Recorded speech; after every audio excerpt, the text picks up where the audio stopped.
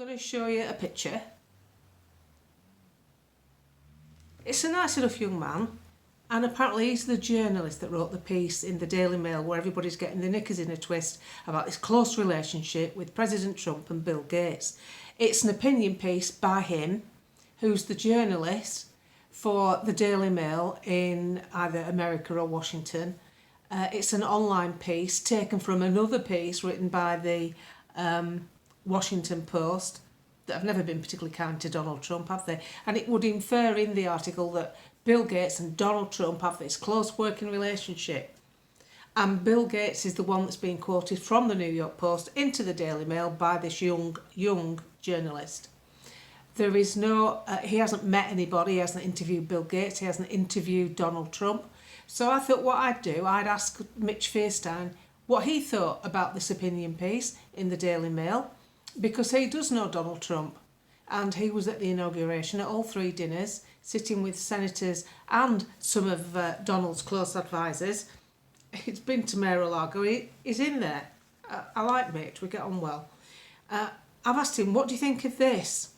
He's put, the person who wrote that, as most, has no idea. It's clear that these fake journalists and Gates don't know or understand how Trump works or thinks. So that's what he thinks about that piece.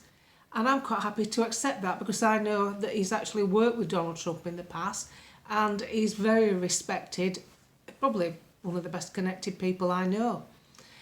So the piece has got you all upset because you think, oh no, what's going to happen now? But what you've got to look at is Donald Trump, what you do know, these are facts that you do know, Donald Trump has offered servicemen their jobs back that got sacked for not joining in the rollout. He's also offered full compensation for all the years they've not been paid.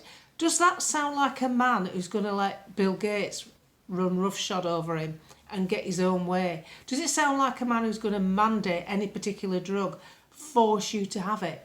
I don't think so. And that's the critical thing in anything, that we are not forced, that we are offered, invited, but not forced.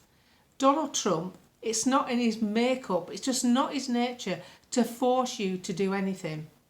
So I'm doing this because I don't want you to sit there after years and years of the way we've been treated with tyrannical nut jobs in power, especially the one we've got now, and think that, oh no, it's all going down the tubes. Because that young journalist, that young man has decided to put a slant on things. If I was a journalist working for a paper, I would be reassuring people now. I would be turning around saying there's nothing to worry about. This is going to be a whole new regime. This is going to be one where the people are involved. He's going to deliver. He's delivering on so much. He's only been in days. Nobody's giving him kudos for that. It's the media.